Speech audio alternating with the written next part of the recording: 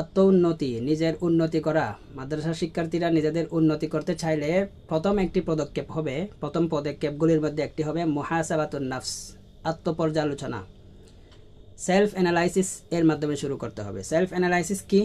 যে আমি তো একটি কাজের মধ্যে এখন অলরেডি আছি, এই কাজটির ব্যাপারে আমি দেখা যে এই কাজটির কোন স্টেজে আমি রয়েছি। আমি তো এই কাজটি শুরু করেছি নির্দিষ্ট একটি লক্ষ্য নিয়ে, সেই লক্ষ্যটির থেকে কতটুকু দূরে আমি, সেই লক্ষ্যের পথে সহায়ক যে সমস্ত শর্ত ছিল, সেই লক্ষ্যের পথে লক্ষ্য অর্জনের জন্য যে সমস্ত বিষয় শর্ত স্বরূপ আমার ছিল, সেই শর্তগুলি আমি কতটুকু পালন করছি বা কতটুকু পালন করছি না। যেভাবে পালন করছি না সেভাবে যদি আমি এগোই, তাহলে আমি 1 বছর বা 2 বছর বা 5 বছর পর কত বিপদে চলে যাব, আমার মূল লক্ষ্য থেকে কত দূরে চলে যাব। এই ব্যাপারে আমাদের মধ্যে সচেতনতা কম থাকে। অর্থাৎ আমরা ভালো স্টুডেন্ট তো হতে চাই এবং চিন্তা করি যে আমি ভালো পারফরমেন্স দিব এবং ভালো কাজ করব, কিন্তু মুহাসাবা না করার কারণে হয় কি, আমি কত দূরে চলে যাচ্ছি এটি আমাদের ফিল হয় না। এখন দেখা যায় লাস্টে গিয়ে আমি যখন উপরের ক্লাসগুলিতে পৌঁছে যাই, তখন আমাদের মধ্যে যদি অনেক সময় অনুভূতি জাগে, সেলফ রিয়েলাইজেশন আসে যে আমি তো ভুল পথে রয়েছি, আমি তো অনেক শর্ত পালন করিনি, আমি তো অনেক দক্ষতা অর্জন করিনি, অনেকগুলি স্টেজ আমি অতিক্রম করেছি, কিন্তু সেখানের করণীয়গুলি আমি স্কিপ করে গিয়েছি।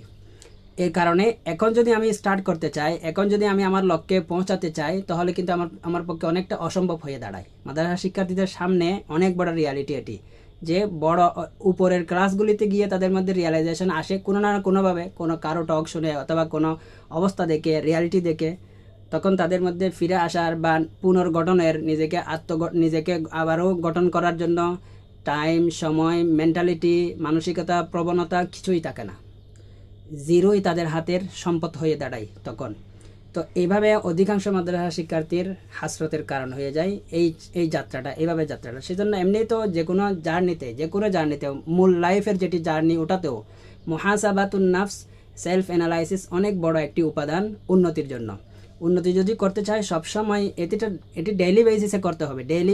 ডেইলি বেসিসে আমার রাত্রে অথবা সকালে যে কোনো একটি টাইম নির্ধারণ করতে হবে যে আমার যেটি মূল লক্ষ্য, এটির আজকের দিনটি দিয়ে আমি ওই লক্ষ্যের কতটুকু কাছাকাছি গিয়েছি, অথবা আমার আজকের কর্ম দিয়ে আমি ওই লক্ষ্য থেকে কতটুকু পিছিয়ে রয়েছি।